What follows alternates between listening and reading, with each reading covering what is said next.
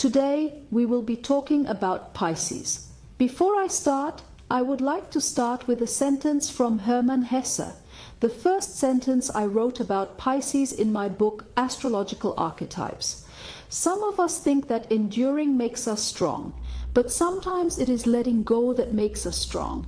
Yes, Pisces is the last sign of Zodiac, and Zodiac starts with Aries and actually ends with Pisces. With Aries, life is experienced, courageous risks are taken, and with Taurus, people become aware of matter. With the Gemini, we come to the meaning of thought and words, and after all states are experienced, the last job is left to Pisces, letting go of everything, the body, the presence here, everything, to run away, to leave, to disappear, to become nothing. For us living beings, especially for embodied beings, the state of extinction is actually a very difficult state.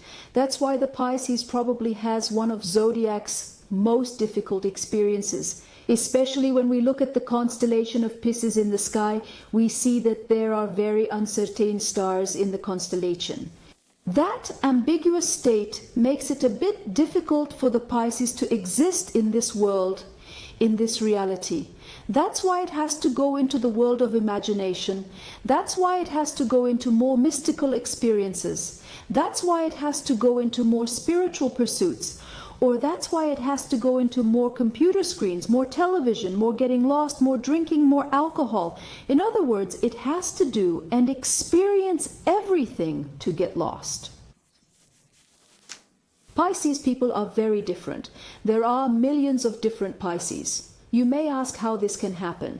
Because Pisces is a zodiac sign that changes in people's eyes. There are millions and thousands of fish varieties in the sea.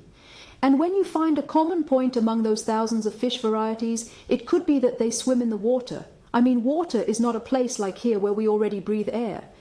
It's a place where you don't hear anything, you stay away, you are sad and you feel comfortable in that isolation. Away from all the noise, there is chaos. It's completely your own world.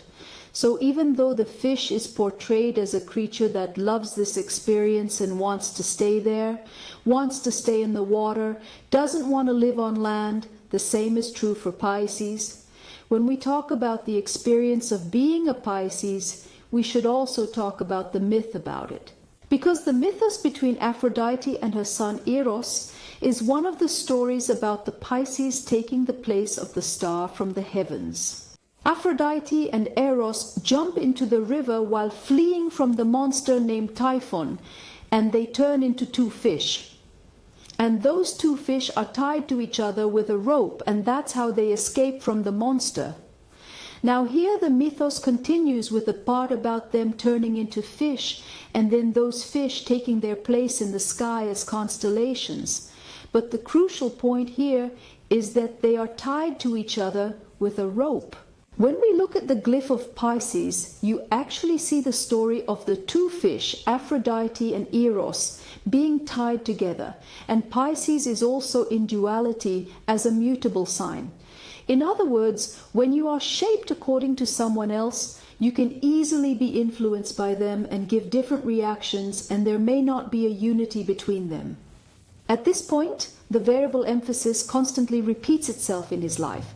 Pisces wants to be in such a world of nothingness, so maybe it is very important to be able to say, I exist. That's why sometimes we can see Pisces who are too much interested in matter, too much control, too much order. Because when they let go, they will leave and they are afraid to enter that world. The best thing is to exist in the material world by touching it, by learning it, by being in it, by running around in it, so that it keeps itself away from that state of disappearance. Now, in addition to all these characteristics of Pisces, perhaps the Cinderella may open a horizon for us for Pisces women. Or in psychological literature, it is referred to as the Cinderella complex. The fact that Cinderella, as you know, is in a state of sacrificial giving with her siblings, that she is in a state of victimhood, that she shows herself as a figure who is constantly being oppressed and bullied, shows us another feature of the Pisces. While the Pisces does not reveal its own ego much, while it does not reveal its own state of being much, Pisces can sacrifice themselves while always thinking of others. Person never asks about what they want. By constantly serving others, constantly doing everything for them, they can stay far away from self-consciousness, and this point can lead it to a victim state. Apart from that, the Pisces is described as very compassionate, very giving, full of extreme compassion.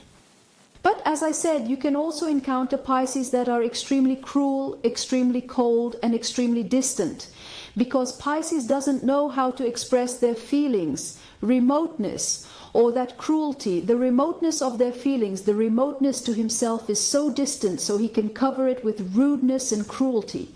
There is a proverb that says, "Everything is a dream, let it go." This could have been a Pisces saying, I suppose. It is impossible to disagree. I guess the Pisces experience is what every living thing should have. After all, we are probably a being who will leave everything here, everything, property, possessions, characteristics, even our consciousness that we can call ourselves, a being who knows that we are going to die and even traumatized by it. In that sense, Pisces is a zodiac sign that is fully faced with this in this world and has to experience it. As I said, we can say that perhaps one of the most difficult tasks has been given to it. I say that's all for today about Pisces. See you again in the next videos.